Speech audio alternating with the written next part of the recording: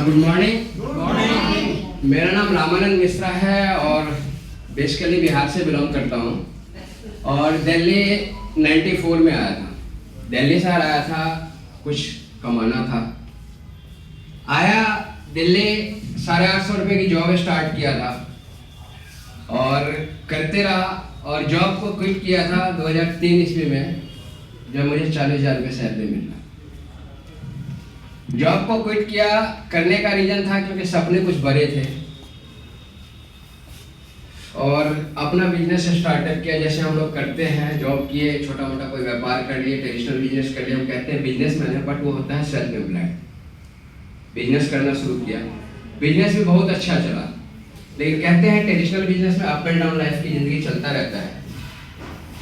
2009 में मैंने manufacturing unit भी लगाया, बट 2012 में मैं फेल हो गया और फेल भी ऐसे कि सुसाइड करने की नौबत हो गई। ऐसी परिस्थिति हुई कि कुछ समय के लिए मैं दिल्ली शहर छोड़ के मुझे गांव जाना पड़ा। मेरे बच्चे छोटे होते थे उस टाइम में, उतना उनको अनुभव नहीं है। गांव गया, गांव से आने के बाद फिर वही कुछ रास्ता नहीं था, फिर ट्रेडिशनल बिजनेस ही सेल्समैनी का काम किया। लेकिन कहते हैं कि जब 2012 में मैं फेल हुआ तो सारी दुनिया को पता लगा कि यह फेल हो गया। लेकिन नोटबंदी जो आई 2016, उस टाइम में मेरा जितना मैं फेल हुआ था उससे डबल मेरा कमीशन डूब गया मार्केट में। जब 2012 में मैं दिल्ली शहर छोड़ के गांव गया था, सारी दुनिया, सारे रिश्तेदार, दोस्त और उसी पड़ोसी सारी दुनिया ने जाना कि ये फेल हो गया। तो मुझे एक चीज समझ में आई कि ठीक है, वहीं रहना है, मैं छोड़ के नहीं गया। इवन देन कहते हैं कि हस्बैंड वाइफ दोनों जीवन संग नहीं होते हैं, मैं अपनी वाइफ को भी नहीं बताया, लेकिन मुझे समझ में आया। मैं बात करूं, जब दिल्ली से आया था 19 साल का लड़का था, धीरे धीरे उम्र बीता, 40 साल 42 साल की उम्र में ये इंडस्ट्री मुझे मिला। जब ये इंडस्ट्री मुझे मिला, मेरे ग्रेट मेंटर ने, अपलाइन ने मुझे ये इंडस्ट्री के बारे में बताया। तो अभी जैसे मैम ने बता रहे थे कि 6 महीने फॉलो अप, मैं भी उनकी बातों को सुनता समझता नहीं था। लेकिन एक प्रोग्राम में जाने का मौका मिला जो वेस्टेज में हम लोग GMW कहते हैं और उस कंपनी में हम RTP कहते थे, रेजिडेंशियल ट्रेनिंग प्रोग्राम। उस ट्रेनिंग प्रोग्राम में मैं जब पहले दिन गया, बस गया था क्योंकि मेरे अपलाइन ने कहा था चलिए ना, खाएंगे पिएंगे एंजॉय करेंगे। तो मैं पहला दिन और पहली रात कोई ट्रेनिंग नहीं सुना, बट अगले दिन मॉर्निंग 6:30 बजे एक फिल्म दिखाया गया। उस फिल्म को मैं आप लोगों को भी रिकमेंड करूंगा, द सीक्रेट मूवी, 1 घंटे 31 मिनट की है। वो मूवी ने मेरा लाइफ बदला। मुझे समझ में आया कि यहाँ पे, इतना समझ में आया उस ट्रेनिंग में कि यहाँ पे कुछ ना कुछ है, इससे ज्यादा कुछ नहीं समझ में आया। धीरे धीरे काम करना स्टार्टअप किया, 1.5 साल मैंने लगाया। 1.5 साल के अंदर इनकम नहीं हुई, मात्र 1.5 लाख रुपए कमाया। वाइफ बोलने लगी कि कहाँ इस चक्रों में क्या करने लगे। मैं कहा आप नहीं समझते हो।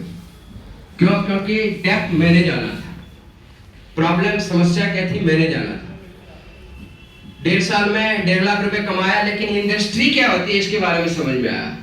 और कुदरती वो कंपनी इंडिया से, हमारे नॉर्थ इंडिया से बंद हो गई। कंपनी आज भी चल रही है, बट यहाँ दिल्ली विकासपुरी में ऑफिस होता था, वो ऑफिस बंद कर दिया।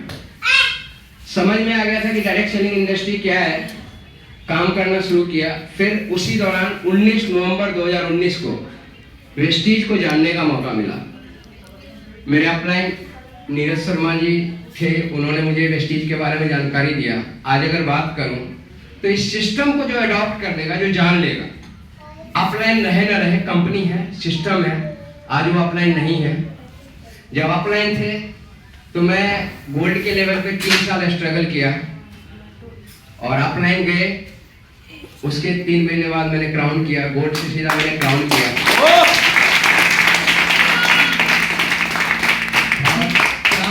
UCD किया और इस साल अवार्ड फंक्शन में DCD बन के जा रहा हूँ।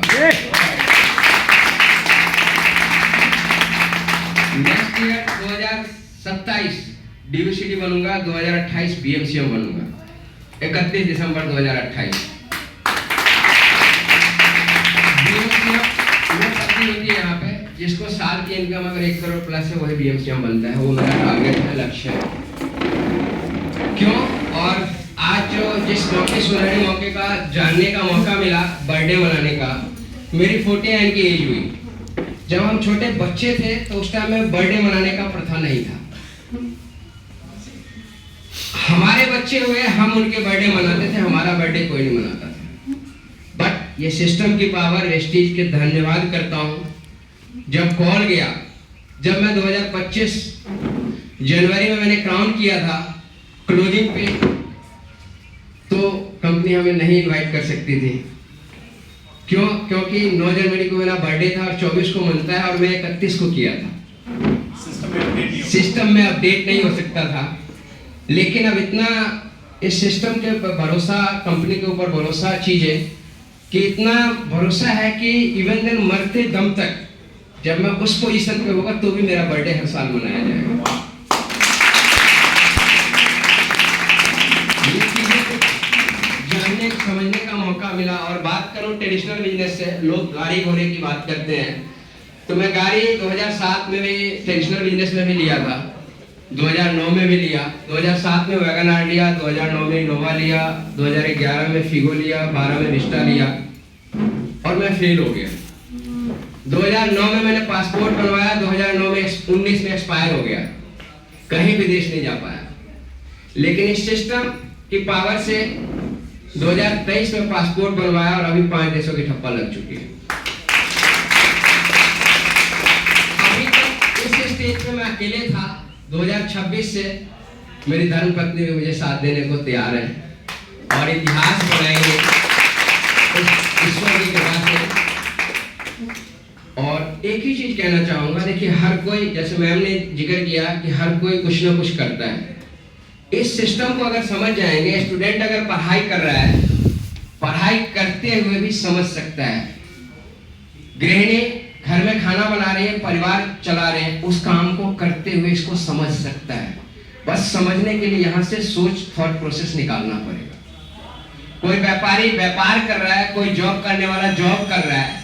अगर आज मिडिल क्लास फैमिली की बात करो, हम सब मिडिल क्लास फैमिली से बिलोंग करते हैं और इस बिजनेस में मिडिल क्लास फैमिली के ही लोग अचीवर बनते हैं। जिसके पास पैसा है वो तो ट्रेडिशनल बिजनेस खोल के बैठ लिया, धरती गई, खत्म। लेकिन गिनती करके ले लीजिएगा, ट्रेडिशनल बिजनेस वाले को BP, sugar, heart attack, diabetes ये सब आम है, कॉमन है। 100 में 101 लोगों को मिलेगा। इस इंडस्ट्री में इन चीजों से दूर हो जाता है इंसान। एक मिडिल क्लास फैमिली जब जाता है इस धरती से तो अपनी फैमिली को कुछ नहीं तो 20-25 लाख रुपए की लायबिलिटी देके जाता है। क्यों? अगर उसका मम्मी पापा भाई बहन बीमार है, जो कैपेसिटी होता है वो इंसान इलाज में खर्च करता है। नहीं होता है जमीन जायदाद बेचता है, बैंक से लोन लेता है, गिरवी रखता है कि किसी तरह काश बच जाए।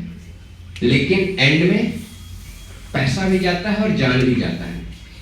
इस इंडस्ट्री को समझा और मेरा लक्ष्य है कि कम से कम अपने बच्चों के ऊपर बोझ बन के नहीं जाऊंगा कभी भी। बुढ़ापे में हम जब दिल्ली शहर आए, मेरे मम्मी पापा आज नहीं है। धन्यवाद, पापा ने मुझे जो कुछ भी जिस लायक बनाया, बहुत कुछ बना के दिए। और मम्मी है, इतना है कि आज भी मम्मी को अगर कुछ पैन फंड की जरूरत होती है तो कहते हैं बच्चा कुछ दो। लेकिन अपना टारगेट ये है कि मरते दम तक बच्चे को हाथ नहीं फैलाएंगे। ये इंडस्ट्री ये पावर देता है हर किसी के लिए, ऐसा नहीं कि मेरे लिए।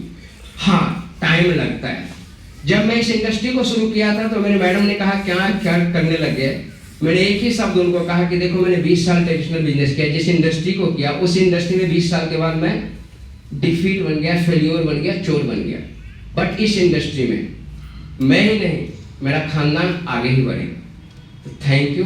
आज के लिए